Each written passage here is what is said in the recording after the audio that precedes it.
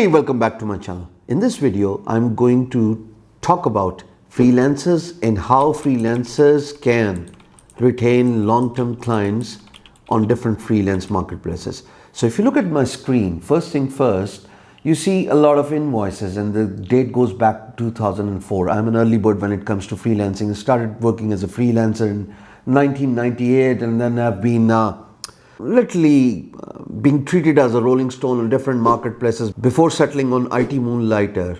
The name later changed to glue.com, and ever since I've been enjoying my presence on this freelance marketplace. So my screen shows different invoices, and the purpose of recording this video is to highlight the importance of client retention. So you'll see few names being repeated here, which is actually the client's name, and of course different projects. For example, if you look at my screen, there's a guy named Wayne Walker, and you'll see two invoices for Wayne Walker. The first is for a project name Case Report, and the second for the project name Finance and Legal Article Website. Both paid, of course. Then there is Eating Master, as you can see, invoice 28837. This is for website redesign, and then again for Eating Master product brochure. There's a guy named Hassan Rashid. He was an Egyptian. We used to work as a back office for him, and he would outsource all the web related projects to us. The first project is web-based content management, and the second project you see is ASP.NET. And the list goes on and on for these repeated clients who have been satisfied with the work. For example, we talk about Wayne Walker, the project is Case Reporter, and then you also talk about Wayne Walker, the project is website templates. The reason why I'm showing this screen is to highlight the importance of why you need to treat your customer like a king, because 20% of your client will result in 80% of your business. If you don't understand this, you do not understand business. You cannot hunt for every new client every single morning. It doesn't work, hasn't worked, and will never work.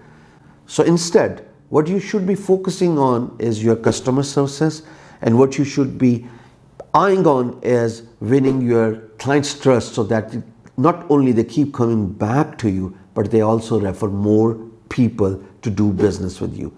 If you factor in following things you see on your screen, I think that would suffice for you as a freelancer, regardless of the marketplace.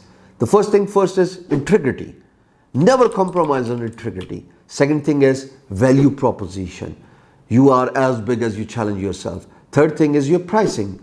Freelancers have to understand that when they are on different freelance marketplaces, they do not need to compromise on value proposition, but at the same time, they cannot over brag about high prices, because that's what the marketplace offers. The competitor next door could offer a low price or competitive, to say the least, but at the same time, the quality is top notch. So you have to put a reasonable price tag to your services. Next thing is treat customer like a king. Always go an extra mile in satisfying your customer. A lot of times freelancers only lose an opportunity because sometimes client requests them to include something in the project which was not initially included in the project scope, and freelancers go gag about this. No, this is not included in the initial proposal and the agreement, and therefore I will not do this. Fine enough. This was a request made by your client to see if you're not so uptight and you're flexible when it comes to accommodating requirements outside agreed upon or initially agreed upon requirements which were locked in the proposal. So you do not have to be uptight, honestly speaking. If you look at my profile, 1.4 million and counting, this is simply because not just on the freelance marketplaces, but I do a lot of business outside freelance marketplaces, because now I've formed a company, we are on LinkedIn, my website, and a lot of clients contact me directly for services. And I have found out that it's because you treat your customer nicely, because you're not uptight when it comes to providing services that are a bit out of project scope, initially locked between you and your employer or a client. When you try to facilitate your customers, not only they come back to you with more business, but they also refer more people to do business with you. And client retention, like I said, 80% of the work comes from 20% of the clients.